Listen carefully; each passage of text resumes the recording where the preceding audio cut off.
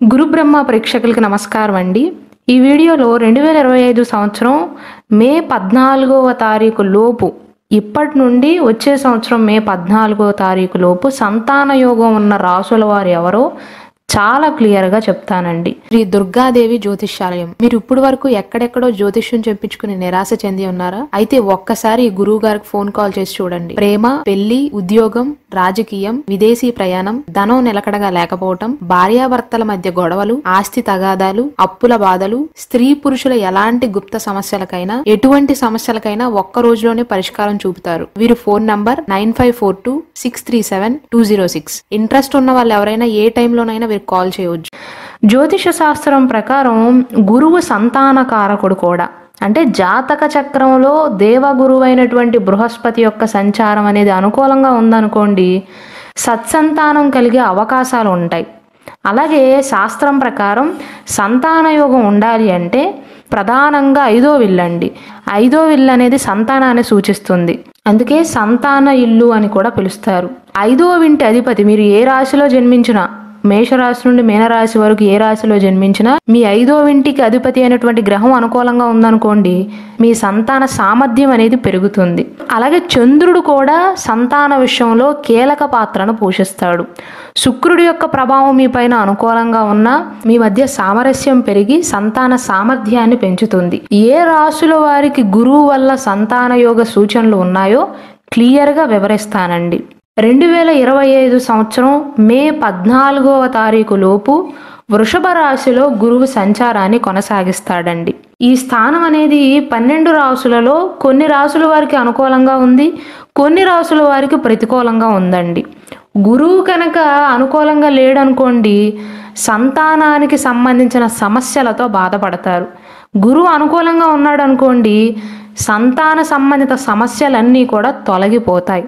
సంతాన యోగం ఉన్న ఒక రాశి మేషరాశి అండి.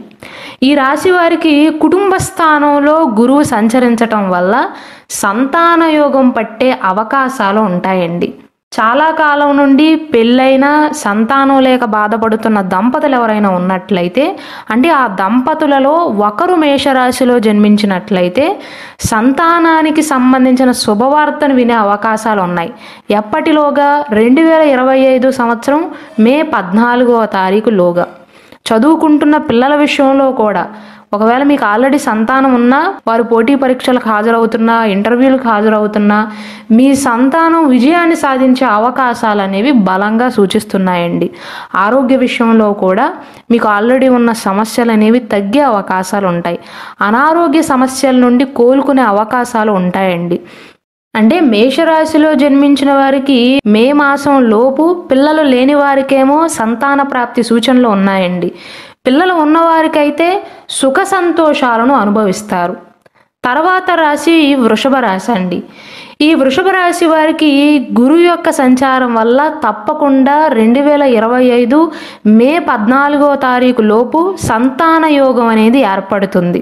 అతి త్వరలో మీరు సంతానాన్ని పొందే అవకాశాలు, సంతానానికి సంబంధించిన శుభవార్తలను వినే అవకాశాలు ఉంటాయండి. ఒకవేళ మీకు ఆల్రెడీ సంతానం ఉన్నా సరే, వారి చదువుల విషయంలో కావచ్చు, వారి పోటీ పరీక్షలకు హాజరవుతున్నా విజయాన్ని సాధించే అవకాశాలు అనేవి ఉంటాయండి. అనారోగ్యంతో బాధపడుతున్న వారు కూడా కోలుకునే అవకాశాలు ఉంటాయి.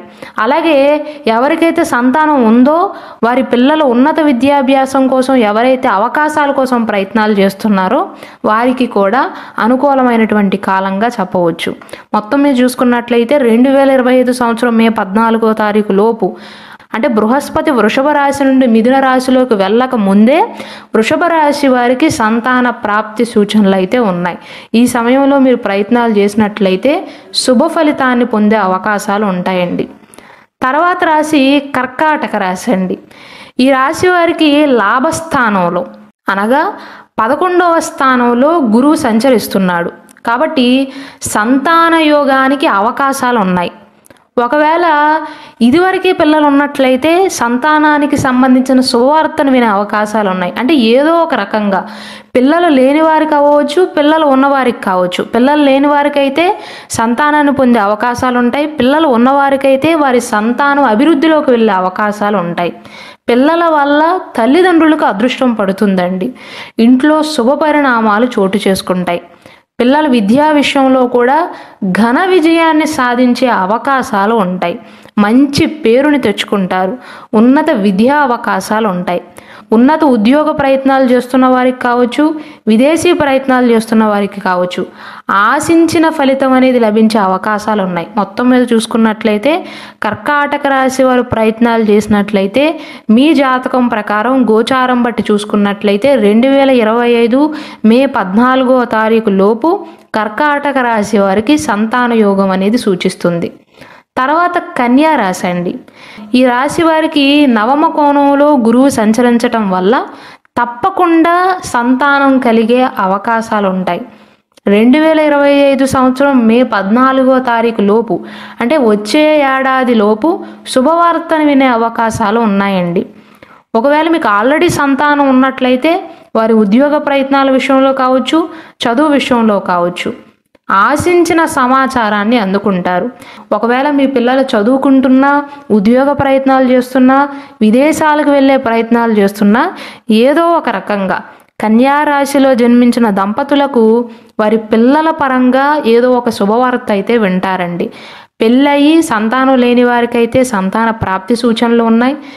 పెళ్ళయి సంతానం ఉన్నవారికైతే వారి సంతానం అభివృద్ధిలోకి వెళ్ళే అవకాశాలు ఉన్నాయి. అంటే పిల్లలకు సంబంధించి మే మాసం లోపు కొన్ని కీలకమైనటువంటి శుభ పరిణామాలు చోటు చేసుకుంటాయి. తర్వాత సంతాన యోగం ఉన్న రాశి వృశ్చిక రాశి అండి. సప్తమ కేంద్రంలో ఉన్న గురువు మీ రాశి వారికి అదృష్టాన్ని అందిస్తాడండి. ఈ రాశి వారికి వృషభ రాశిలో గురువు సంచరించినంత కాలం, అంటే వృషభ రాశిలో నుండి గురువు బయటికి వెళ్ళనంత కాలం సంతాన యోగాన్ని సూచిస్తున్నాడు. ఆరోగ్యవంతమైనటువంటి సంతానం కలుగుతుంది. ఒకవేళ మీకు ఆల్రెడీ సంతానం ఉన్నట్లయితే మీ పిల్లలు చదువులో కానీ, లేదా పోటీ పరీక్షల్లో కానీ, ఏదైనా కాంపిటేటివ్ ఎగ్జామ్స్లో కానీ, విదేశీ ప్రయత్నాల విషయంలో కానీ, ఉద్యోగ ప్రయత్నాల విషయంలో కానీ మిమ్మల్ని గర్వపడేలాగా చేస్తారండి. ఉద్యోగ ప్రయత్నాలు చేస్తున్న పిల్లలకు కూడా విజయాన్ని సాధించే అవకాశాలు అనేవి ఉంటాయి.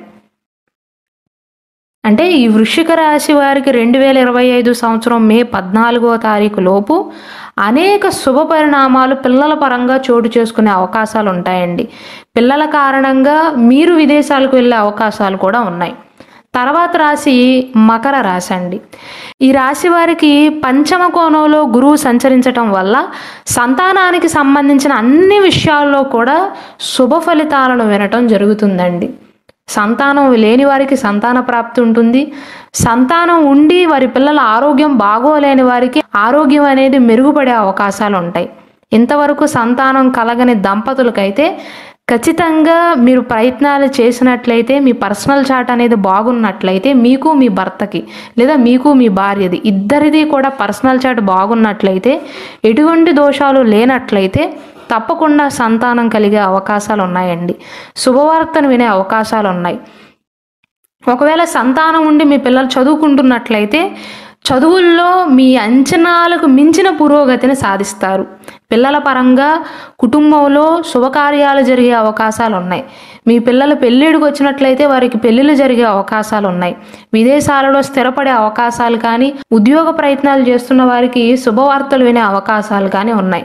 కాబట్టి మొత్తం మీద చూసుకున్నట్లయితే 2025 సంవత్సరం మే మాసం లోపు సంతాన ప్రాప్తి ఉన్న రాసుల వారు ఎవరంటే మకర రాశి, వృశ్చిక రాశి, కన్యా రాశి, కర్కాటక రాశి, వృషభ రాశి, మేషరాశి అండి.